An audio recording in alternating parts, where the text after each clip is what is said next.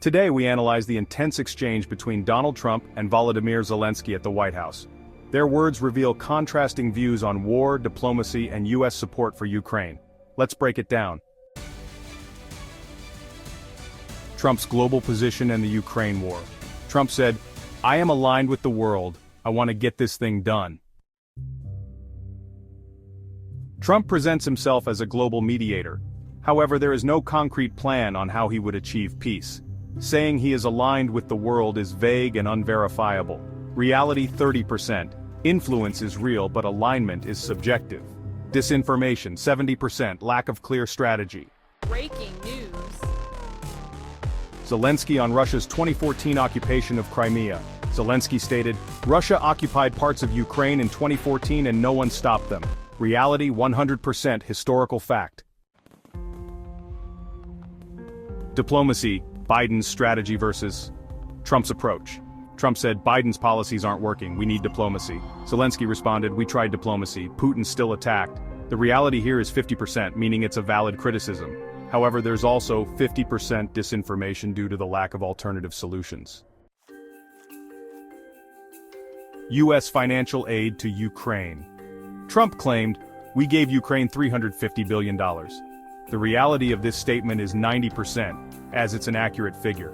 But there's 10% disinformation due to the misleading framing of the aid. Ukraine's military recruitment issues.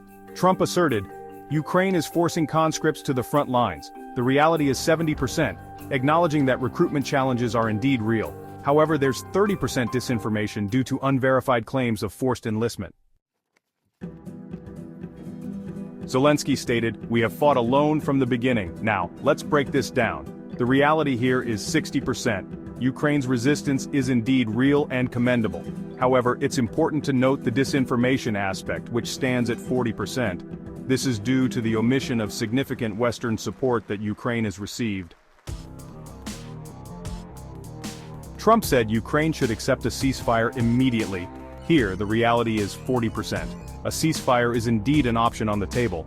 But, there's a 60% disinformation factor, as this statement overlooks the substantial risks of potential Russian deception. Trump remarked, "Obama gave you bedsheets, I gave you javelins. Let's analyze this." The reality stands at 70%, as Trump did provide javelins. However, there's a 30% disinformation element. Obama's aid to Ukraine was not merely bedsheets but included various forms of support.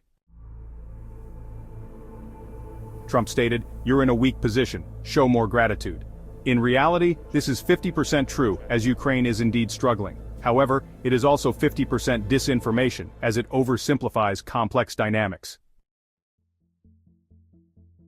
Trump claimed, "Putin broke agreements with Biden and Obama but not with me."